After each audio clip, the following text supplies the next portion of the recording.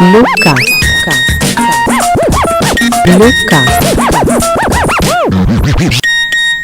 Mirë se vini në Bluecast, një podcast ku ritmi i zemrës shqiptare pulson përmes këngës të artit.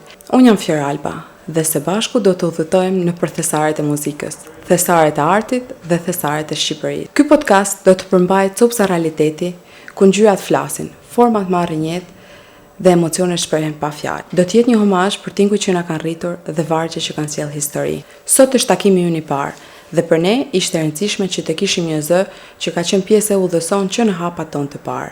Ajo është më shumë se një këngëtare, është një frymëzim, është një mike dhe është një zë që na ka shoqëruar në kujtimet tona më të bukura, që kur televizioni Blue Sky Music filloi të marrë jetë. Në një kohë ku gjithçka ishte sfiduese, ajo zgjodhi të ishte pranë nesh. Qëndroni me ne, sepse kemi një bisedë në përkujtime. Me ne sot, Lulka Mërkulaj. Faleminderit që pranove ftesën tonë. Shumë faleminderit që më ftuat për ftesën, edhe shumë faleminderit që unë të t'jem e para, besoj, që do të hap të rrugtim të rit juajin dhe ju uroj shumë suksese.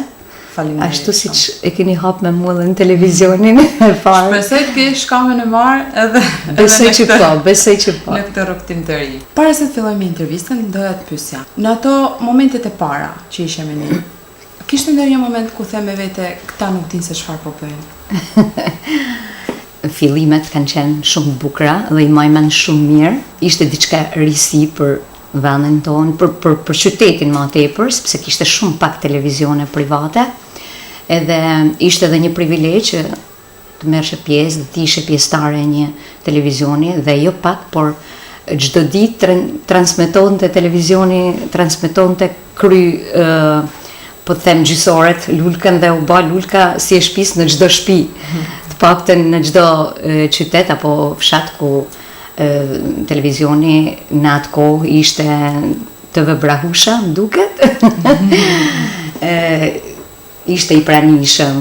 Unë e kam përnder që e kam hap televizorin, domethënë me këngët e mia dhe po ashtu e kam përnder për këtë pjesë të re, pra këtë emision që po bani dhe jam e para. Të falenderoj shumë.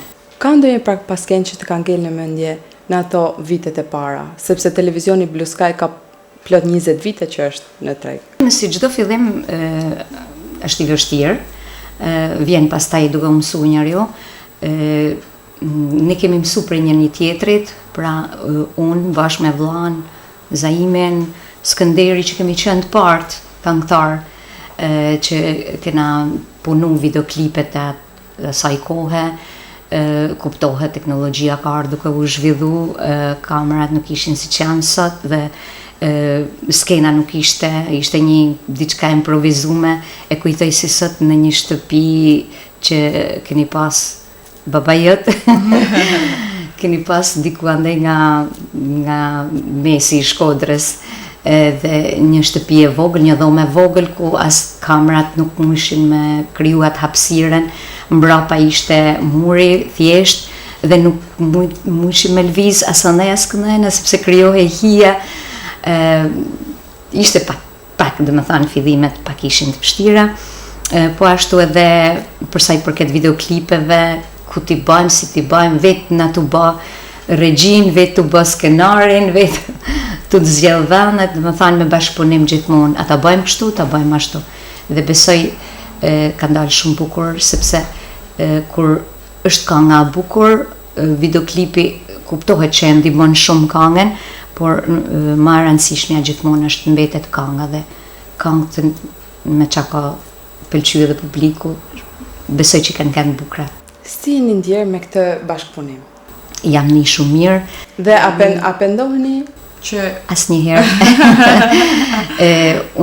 na kena pas gjithmonë familiaritet me ju, me familjen tuaj, edhe jam nisi me kanë mes vëllezërve, bile ka kanë një kohë që kanë punuar edhe vëllezërit e mi, vllai Halimi, Zaimi, kanë qenë shumë bashkëpunues këtu, jo me kamera, vllai Halimi, Zaimi ka qenë redaktor muzike dhe gjithë kanë menuar se na jena të Brahushës, edhe jena si një familje dhe ndoshta edhe kanë menuar se është televizioni jonë.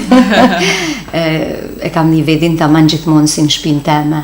Vetëm kam thënë të bëjmë këtë, e bëjmë. Ose ju, të bëjmë lutje, po e bëjmë. Pra, gjithmonë ka një bashkëpunim shumë mirë mes jush edhe mes meje. Po, diçka që dohet ti që të ndryshonim neve? Tashti për me ndryshu ka shumë gjana, po më varet edhe nga kushtet, por kjo është televizion, gjithmonë është televizion thjesht që jep transmeton këngë.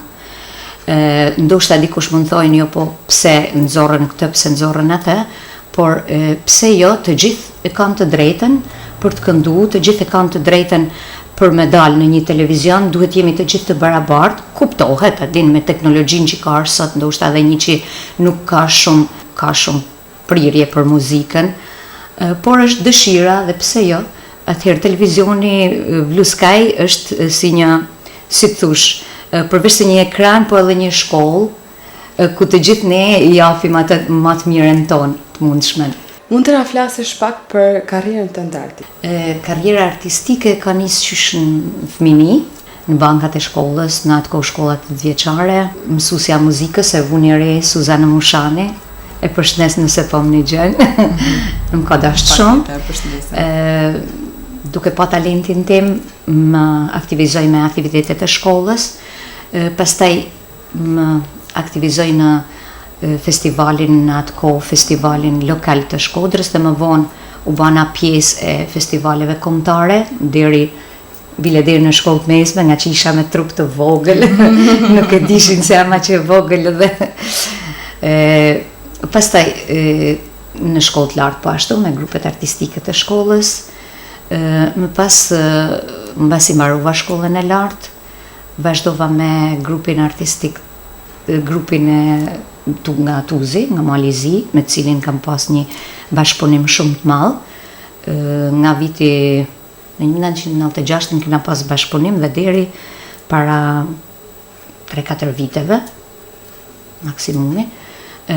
Kena pas tanë kohën, kena nxjerr albume, po të thush çdo album ka pas nga një këngë hit. Cilin do veçoje nga këto albume, cilit e quan si një voglush tëndin që nuk... Po, fillimet kanë qenë shumë bukra, kanë qenë këngë shumë bukra, sidomos kaseta ku kanë qenë në atë kohë kaseta, po disjet më vonë, kanë qenë kënga e Kurbeqarit, por më përpara ishte kënga e Smeres, me të cilën unë morra një, si thush, u bë këngë hit dhe morë me emër, si grup. Të gjithë kanë menduar se unë ndoshta jam nga Ulqini. Ishte kënga e Smeres dhe më pas kënga Hupa Hupa, një bashkëpunim me këngëtari Nikol Nikprelaj, për të cilën e këndova unë, ishte teksti dhe muzika e Nikol Nikprels. Më pas kanë ardhur me radhë këngët Moj Lulie, Shoqëria, Hajde me vallëzu, që e këndoj së bashku me Zushin, me vllain, Zaimin. Shumë këngë të tjera, sidomos edhe kënga me Zaim Hasramen, Po të pres, janë këngë të cilat kanë mbetur në repertorin këngëve të mia si hite, dhe edhe sot vazhdojnë e këndohen në çdo gëzim familjar që unë kam. Tani fëmijën pak e emocionume, sepse mbaj mend, kur isha e vogël, nuk e mbaj mend fix motion, po kam qenë pjesë e videoklipit Lulkës dhe tani sot po të intervistoj dhe jam plot me emocione dhe të falenderoj shumë edhe një herë. Është kënga edhe ajo, është një ndër hitet që vazhdon e këndohet edhe sot.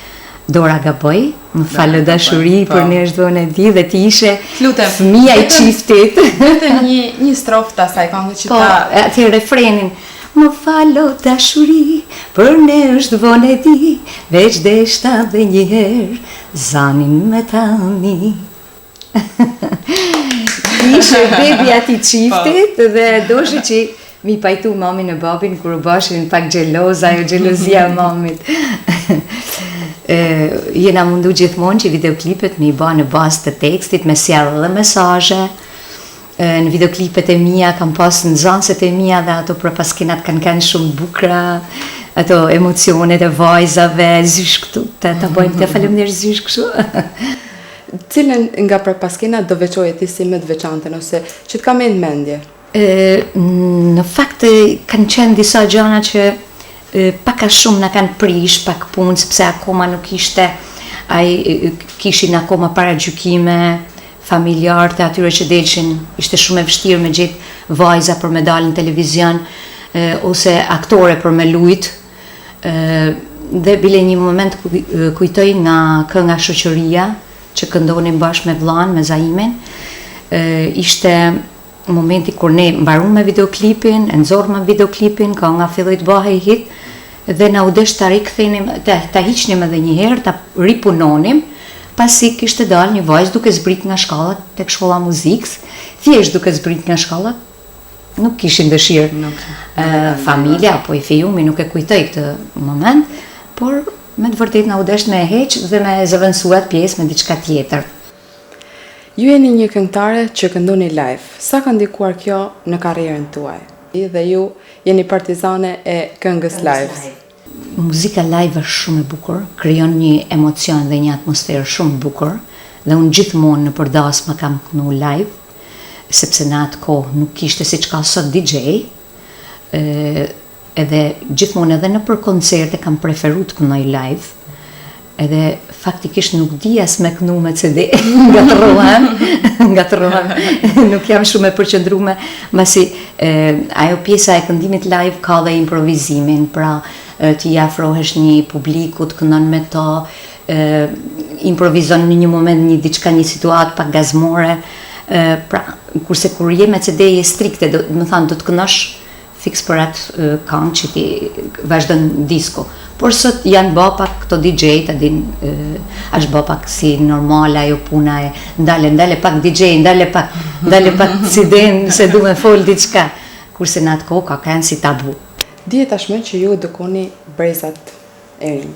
Çfarë mungon në brezat e rinj që në brezat tuaj ishte më e pranishme? Atëherë unë jam mësuese, përveç se këngëtare, mësuese në shkollën 9 vjeçare Dëshmorët e Prishtinës, jap muzikë, dhe mundohem që të kultivoj tek nxënësit muzikën e bukur.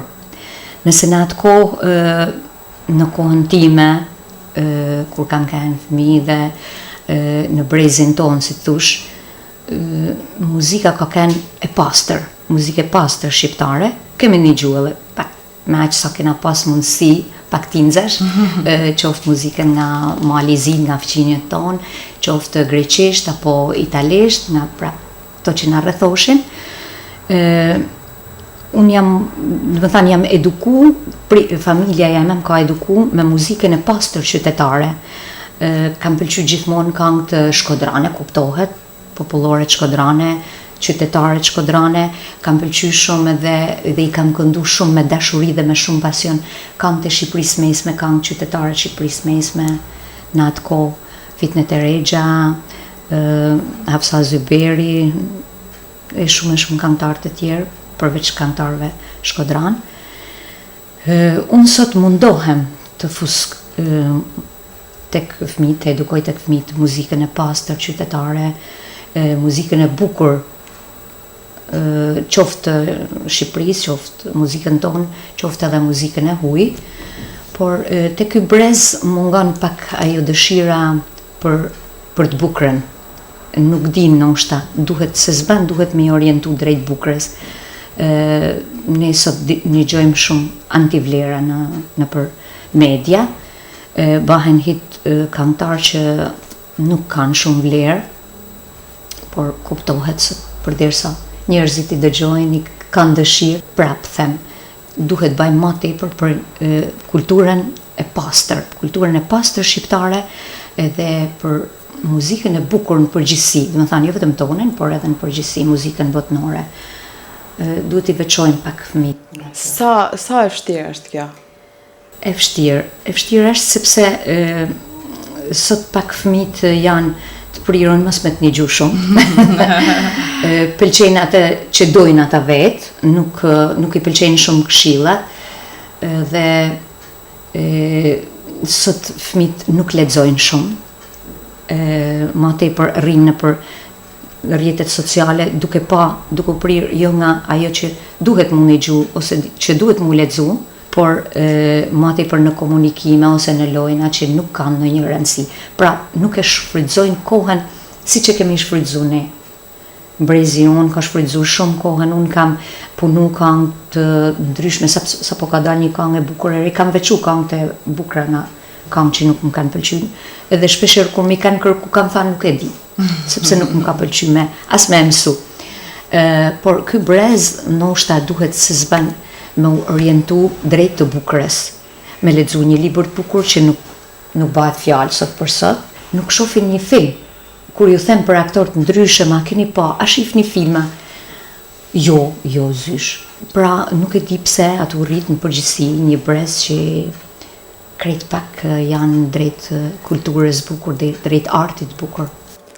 Po ndonjë nga nxënësit tuaj që ju kujton veten? Ka, unë kam dhe punoj shumë me nxënësit, kam disa nxënëse shumë të mira që i kanë dëshirë mësojnë këngë të bukura, qoftë shqiptare, sepse i edukoj me muzikën e pastër, qoftë muzikën popullore, qoftë edhe muzikën e lehtë të viteve ma përparshme, sidomos të brezit tem.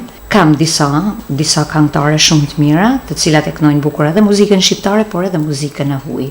Sot fëmijët kanë shumë mundësi për me mësu këngën, pasi ne përpara s'kena pas na është dashur me kthyer atë kaseti që një herë. Cili është momenti më prekës në karrierën tënde? Në karrierë kam disa këngë që thash i kam shumë për zemër dhe janë ba hite, por unë mund të veçoj këngën e Kurbeqarit, që është ndër këngë që pëlqejet edhe sot dhe është në top listën time. Është kënga e cila më kujton në atë kohë, kishim shumë vite pa vllajin që kishte shku në Angli, ishin po të thush 9 vjet që nuk kishte ardhur, dhe nga ajo, domethënë, sepse Kurbeti ishte ba, si të thush, një plagë e rëndë për shoqërinë. Në erdhi ashtu natyrshëm, bashkëpunova me poetin në atë kohë, me Qazim Qelën. Mora disa ide prej tij dhe e shtjellova dhe unë më shumë këngën, sepse janë fjalë që kanë dalë nga shpirti. Çdo fjalë është i përket, domethënë, tamam vllai tem jeton larg në dhej të huaj Kurbeqar, na ka marrë malli guri rand peshon vend vet, amanet mi thuj nanes ka me ardhë. Pra janë fjalë të cilat çdo Kurbeqar që është me vite pa ardhë kënajna, i ka sot edhe kësaj dite vazhdon kjo këngë, i ka për zemër shumë këtë këngë. Nëse do mund ta përshkruaje rrugtimin tënd me një fjali, cila do të ishte ajo? Jam shumë e lumtur që kam jetu një periudhë, kam ba aq shumë këngë dhe sot e kësaj dite njerëzit më majnë mend si lulka e grupit Marimanga ose e Kurbeqarit. Me që e përmend edhe ti, si lindi kjo ide për ta quajtur grupin Marimanga? Atëherë, unë grupin Marimanga e kam gjetë. Unë jam këngëtarja e tretë, më duket, e grupit Marimanga, për para me kanë qenë edhe 2 apo 3 këngëtarë të tjerë. Rastësisht një pjesëtari i fisit tim më thot një grup nga Malizi ka nevojë për një këngëtare, a ke dëshirë me shku, më jep diskun, kasetën, atë kohë ishte kaseta, ishte grupi i parë shqiptar që këndonte shqip në trojet e Malit Zi, pra këtu në Tuz. Më pëlqeu muzika, më tërhoqi muzika, këngëtari, pse jo, thash, të provoj. Edhe ato, mbasi panë si unë kënoja, dhe ju pëlqy shumë, kanë pas në atë kolegë dhe të vuke, këngëtar, dhe fillu me bashkëpunimin, patëm një sukses, dhe nga kjo ishte në atë kohë, ishin pjesëtarët e grupit Marimanga, ishin tastieristi i grupit, Ziko Beqaj, ishte kitaristi, i cili shkruante edhe tekste dhe bënte këngë Mustafa Dreshaj, Muso Dreshaj, cili ka atë këngën e famshme me Lindon Samen, Valli i Malsis, po përmendni këtu edhe Lindon Samen, i cili nuk jeton më, inshallah shpirti i tij po shoh në paqe. Kam pas edhe me Lindonin bashkëpunime, kena bërë duete bashkë, ishte dhe që në vitin 96 e fillova këtë bashkëpunim dhe deri, pra kemi 25 vite që kemi bashkëpunuar, kemi 8 albume në treg dhe çdo album të thash që është ba hit. Dhe kështu grupi Marimanga ishte i formuar. E kanë pas Cërni Pauk, Marimanga Azez, po kur e kthyen në Shqip thjesht Marimanga dhe kanë qenë një ndër grupet më të pëlqyeshme në Malin e Zi. Pastaj kaluam tek Neka Shqipnia. Cili nga bashkëpunimet përveç vllajt tuaj do veçoje? Atëherë do veçoja këngën Po të pres me Zaim Hasramen, i cila është bahit shumë shpejt edhe vazhdon edhe sot kënohet. Por ndonjë nga këngëtarët që nuk keni bërë bashkëpunime, por keni tentuar ose keni dash, a ka pas? Unë kam pas shumë dëshirë me ba me Bujar Shamilin. Kemi 2-3 herë që mundohena, po ose ati si pëlqejnë, ose mu, diçka pra, më thanë, është akoma se kena gjetë atë këngën që dona na me kënë taman e pëlqyshme prej të dyve. Çfarë do t'i thojë brezit e ri që po vjen tani në lidhje me muzikën? Në lidhje me muzikën, siç e theksova edhe më përpara, ne gjojmë muzikë të bukur, muzikë të pastër, qoftë muzikën e bukur qytetare tonën, apo edhe të krajinave të tjera të Shqipërisë, qoftë muzikën e bukur të huaj. Lulka, të falenderoj shumë që ishe sot me ne. Edhe unë ju falenderoj shumë dhe ju uroj shumë suksese në këtë rrugtim të ri, edhe sa më shumë dëgjues e shikues. Shumë faleminderit. Dhe kështu, me zemrën pak më të mbushur, e mbyllim edhe këtë episod të parë të Bluecast. Sot nuk dëgjuam thjesht një histori, dëgjuam një dashuri për muzikën që nuk shuhet me kohën. Faleminderit Lulka që na kujtoi se muzika nuk është thjesht një tingull. Është përkushtim, kujtim dhe shpirt që jep frym çdo brezi të ri. Qëndroni me ne sepse rrugtimi ynë sapo ka nisur. Bluecast, asnjëherë si herën tjetër. Bluecast. Bluecast.